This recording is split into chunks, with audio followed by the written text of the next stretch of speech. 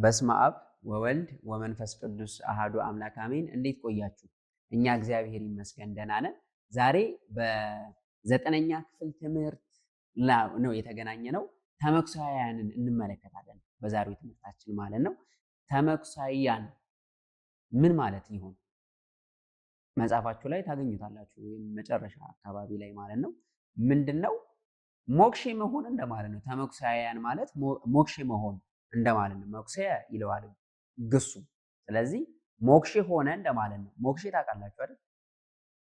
ለምሳሌ እናንተ ስትጠሩ ሌላ ሰው ዞር ሊል ይችላል አይደል? ምክንያቱም እንደናንተ አይነት ስም ስላለው ማለት ነው። ስለዚህ ተመኩሳያን ላይ ስንመለከት ተመሳሳይነት ያላቸው ነገር ግን የሚለያዩ ነገሮች አሉ።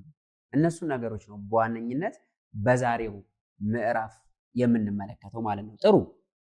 እስቲ ተመኩሳያን በተለያየ ቦታ እንክፈላቸውና ለትምህርታችን እንዲመቸን የመጀመሪያዎቹ ተመኩሳያን እነማን ናቸው የሚለውን በምሳሌ እንመልከት።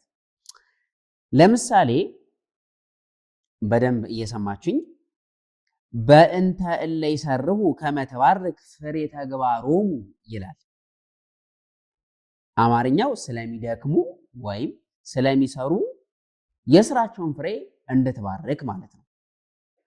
ጥሩ።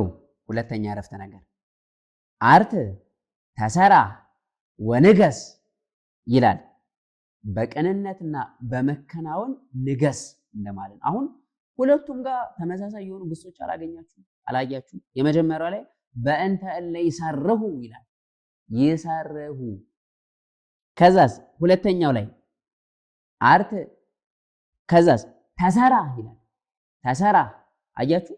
ስለዚህ ተሰራም ሰራህ ነው፣ ይሰርሁም ሰራህ ከሚለው ግስ ነው የተገኘው። ተመሳሳይ ይመስላሉ አይደለ? ግን እዚህ ጋር አገባባቸው ወይም ትርጉማቸው ትንሽ ለየት ይላል። በእንተ እለ ይሰርሁ ሲል ምንድን ነው? በእንተ እለ ስለሚደክሙ ግልጽ ነው። ይሄ ማለት ከዚህ በፊት በተማር ነው አስደራጊ፣ አስደራራጊ፣ ተደራጊ፣ አድራጊ የሚሉት ማለት ነው። አዕማድ እነሱ ላይ ማስታወስ አለባችሁ። በእንተ እለ ይሰርሁ ይላል።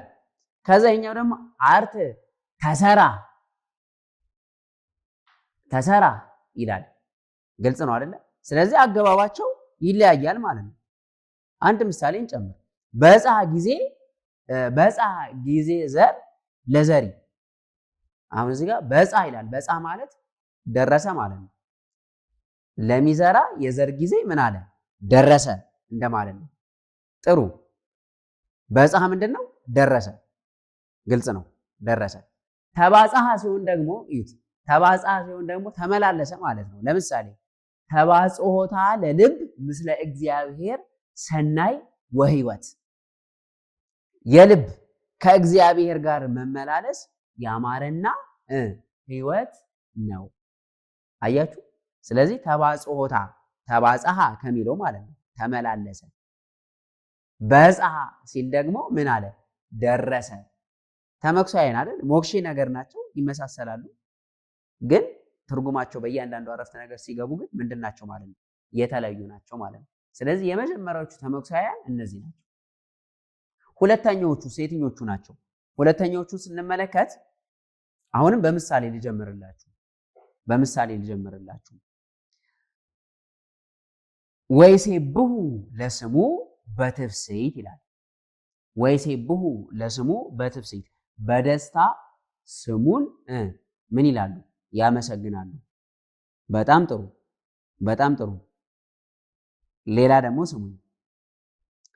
ዘሰብሐ ትጠብሑ ወትበልዑ ወባሕቱ ኢረአይክሙ አባግዒሁ ይላል። የሰባውን ታርዳላችሁ ትበሉማላችሁ፣ ነገር ግን በጎቹን አልጠበቃችሁም። እዩት። ዘሰብሐ ይላል። እንግዲህ ፊደላቱን እያያችሁ ዘሰብሐ። የመጀመሪያው አረፍተ ነገር ደግሞ ወይሴብሑ። ግሱ ማን ነው? ሰብሐ አይደለ? ሰብሐ አመሰገነ ማለት ነው። የሁለተኛውስ ሰብሐ። ፊደላቱ ተመሳሳይ ናቸው አይደል? ሰብሐ ሰብሐ የመጥበቅና የመላላት ነገር ነው አይደል? ስለዚህ በአረፍተ ነገር ሲመጡ ታዲያ ተመሳሳይ ትርጉም አላቸው የላቸውም። ስለዚህ ሁለተኛዎቹ ሞክሾች ወይም ደግሞ ተሞክሳውያን እነዚህ ናቸው። ምንድን ናቸው ማለት ነው? በአንድ ቃል ሁለት ነገር እየፈቱ በመጥበቅ እንደቀደሰ በመላላት እንደቀተለ የሚነበቡ ናቸው። በመጥበቅና በመላላት በአማርኛ ለምሳሌ አሁን እንደውም ገና እየደረሰ ነው አይደል? በዓሉ ምንድን ነው? ገና። የሆነን ሰው ደግሞ ገና እኮ አልደረሰም ትሉታላችሁ አይደል? አለመድረሱን ለማወቅ ምን ትላላችሁ? ገና። ቃላቶቹ አንድ ናቸው፣ ፊደላቶቹ አንድ ናቸው አይደል? ገና ግን ሲጠብቅ ገና በዓሉን ይሆናል። ገና ሲሆን ደግሞ ጊዜውን ያመለክተናል ማለት ነው፣ አለመድረሱን ያመለክተናል። እንደዛ እንደማለት ተመክሳያን የምንላቸው። ስለዚህ ሁለተኛዎቹ ተመክሳያን ወይም ሞክሾች እነዚህ ናቸው። ወደ ሶስተኞቹ እንሂድ። ሶስተኞቹም ጋር ምሳሌ ነበርላችኋለሁ ለመረዳት እንዲመቸን ማለት ነው። ጥሩ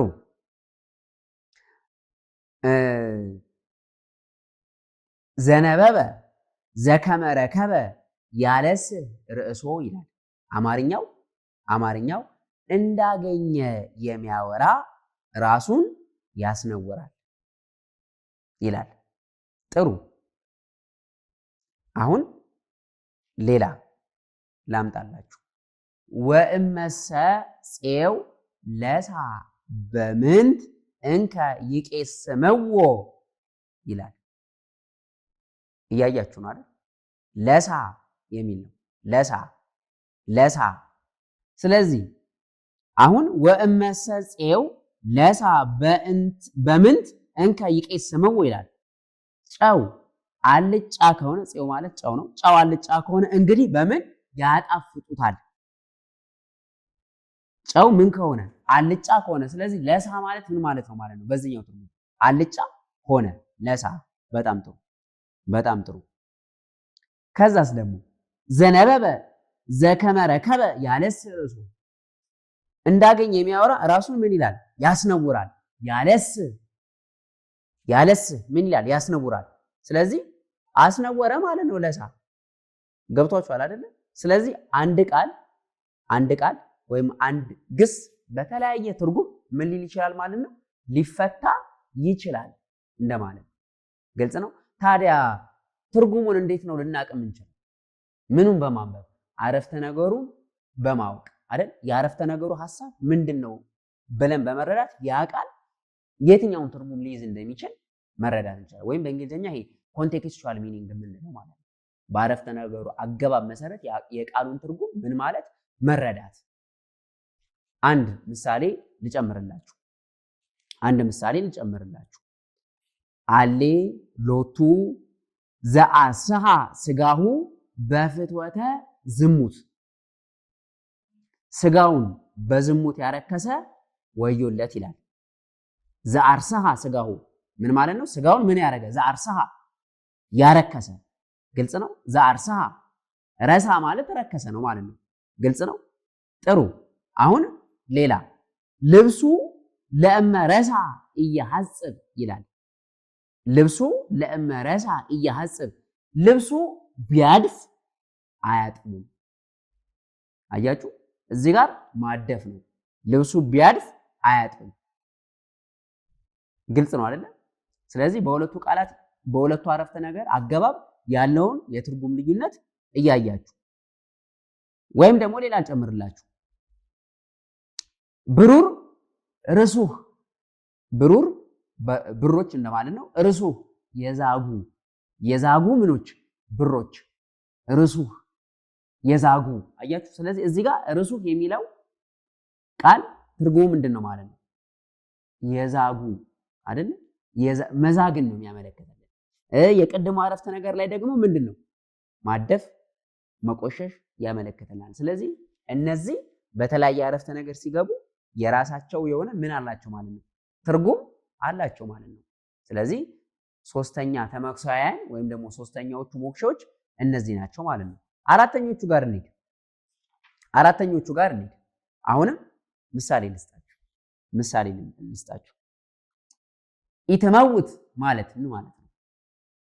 ኢትመውት ማለት ምን ማለት ነው? ምን ማለት ነው? ኢትመውት ማለት አትሞትም። እሷ አይደል? አንተ አትሞትም ስለማለት ከፍ አንተ ኢትመውት ማለት ትችላለህ። ግልጽ ነው አይደል? ተመሳሳይ ናቸው አይደል? ስለዚህ እነዚህ በምናቸው ነው የምንለየው ማለት ነው። መራዩ ማን ነው፣ የአረፍተ ነገሩ ባለቤት ማን ነው ብለን በመጠየቅ ነው መልሱን የምናገኘው። አራተኞቹ ተመኩሳይን እነዚህ ናቸው ማለት ነው። እስቲ እነዚህን ተመኩሳይን ራሱ በተለያየ ቦታ እንክፈላቸው። በእርባ ጊዜ ወይም ደግሞ በምናረባበት ጊዜ ፊደላቸው ፍጹም አንድ ይሆናል፣ ባለቤቱን ካላወቅን በስተቀር ማለት ነው። አሁን እንዳልኩት ለምሳሌ አይመራ እንላለን። አይመራ ማለት አወቃት ነው። እሱ እሷን ማለት ነው። እሱ እሷን አወቃት ካለን አይመራ እንላለን። አሁንም አወቁ ማለት ነው። ውዕቶን ሲያውቁ ወይም ደግሞ ብዙ ሴቶች ሲያውቁ አይመራ እንላለን። ግልጽ ነው። እሱ እሷንም አወቃት አይመራ ነው። እነሱ ሴቶቹ ሁሉም ሴቶች ደግሞ እሷን አወቋትም ደግሞ ምንድነው? አወቁ እነሱ አወቁም ደግሞ ምንድነው? አይመራ ነው። ግልጽ ነው። ስለዚህ ባለቤቱ ማን ነው የሚለውን ነገር መረዳት አለብን ማለት ነው። አይመራ ነው አይደል? ተመኩሳይና ሞክሼ ናቸው። ነገር ግን በየአረፍተ ነገሩ ሲገቡ ግን ትርጉማቸው ምንድነው ማለት ነው? የተለያየ ነው ማለት ነው። ሁለተኛ ደግሞ እስኪ ሌላ እንመልከት። እንደዚሁ ከአራተኛ ተመኩሳይኖች ማለት ነው። እናት ለማለት ምን እንላለን? ወይስ አይደል? ሲጠብቅ እናት ይሆናል ማለት ነው። ግልጽ ነው። ስለዚህ አልቦ አብ ወአልቦ ካልኩኝ አባትም የለም እናትም የለም እንደማለት ነው። አልቦ አብ ወአልቦ እንላለን። ይጠብቃል ሲላላስ ሲላላ ይሆናል። ሲል ለምሳሌ ከ እንደማለት ነው። ከ እንላለን። ወፃ ትእዛዝ እምኀበ ቄሳር፣ ትእዛዝ ከማን ወጣ? ከቄሳር ትላለች ማለት ነው። ግልጽ ነው። እስቲ እናታችን በሉልኝ። እስቲ እናታችን እምነ ወይስ እምነ? ምንድን ነው እናታችን? እምነ አይደል? እምነ ንኢ እንላለን። እምነ ንኢ እንላታለን አይደል? እናታችን ድንግል ማርያምን። ስለዚህ እምነ እናታችን፣ እምነስ ሲሆን እምነ ከ እንደማለት ነው። እምነ ከ እንደማለት ነው። ግልጽ ነው። ስለዚህ እነዚህ ራሱ አንድ ተመኩሳያን ናቸው ማለት ነው። ጥሩ። ሌሎቹስ? ስቡህ እና ስቡህ ይለያያል። ስቡህና ስቡህ ይለያያል። ስቡህ ስንል ምንድን ነው? የሰባ ለእንስሳት የምንጠቀመው አለ። ስቡህ ስንልስ የተመሰገነ እንደማለት ነው። ስለዚህ ማቀየር አይገባም። ተግባባን? አንድ የመጨረሻ ምሳሌ እንመልከት እስቲ።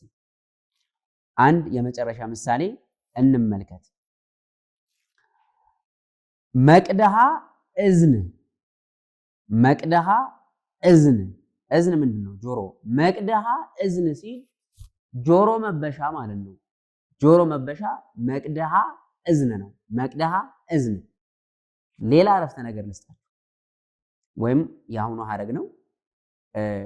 ሌላ ልስጣችሁ። መቅድህተ እሳት ይክእው ላዕሌሆሙ፣ የእሳት ፍምን በላያቸው ላይ ያፈሳል ወይም ይደፋል። መቅድህተ እሳት፣ የእሳት ምንን? ፍምን። ስለዚህ እዚህ ጋር መቅድህ የሚለው እዚህ ጋር ትርጉሙ ምንድን ነው? የእሳት ፍም ነው። የቅድሙስ መቅደሃ እዝን፣ የጆሮ ምን? መበሻ። ግልጽ ነው አይደል? ስለዚህ እያንዳንዱ አረፍተ ነገር ውስጥ ሲገቡ እነዚህ ቃላት የተለያየ ትርጉም ይኖራቸዋል። ይህንን ለማወቅ አረፍተ ነገሩ ምንድን ነው? ባለቤቱ ምንድን ነው? ስለምንድን ነው ያወራው? አገባቡ እንዴት ነው የሚለውን በሚገባ መለየት መቻል አለብን። ስለዚህ እነዚህ ምንድን ናቸው? ተመኩሳያን ወይም ደግሞ ሞክሼዎች ናቸው። ሞክሼ የሆነው ሁሉ ዞር እንደሚል፣ ነገር ግን የተፈለገው አንዱ ብቻ ሊሆን እንደሚችል ሁሉ ወይም ደግሞ ሞክሼ የሆኑ ሰዎች ሲጠሩ አንዳቸው ሲጠሩ ሁለቱም ዞር እንደሚሉ፣ ነገር ግን የተፈለገው አንዱ ሰው እንደሆነ ሁሉ ተመኩሳያን ላይም የምንፈልገው ቃል አንድ ሊሆን ይችላል፣ ግን እነሱን የመሰሉ ሌሎች ብዙ ቃላት ግን ሊኖሩ ይችላሉ ማለት ነው። የተመኩሳያን ትምህርት በዚህ ያበቃል ማለት ነው። ስለነበረን ጊዜ የእግዚአብሔር አምላካችን ስም የተመሰገነ ይሁን። ጥያቄ አስተያየት ካላችሁ እንደተለመደው በመራሄ ብርሃናት ሰንበት ትምህርት ቤት የየትኛው ሚዲያ ላይ አስተያየታችሁንም ጥያቄያችሁንም ማቅረብ ትችላላችሁ ማለት ነው። በቀጣይ እስከምንገናኝ ሰላም ቆዩ።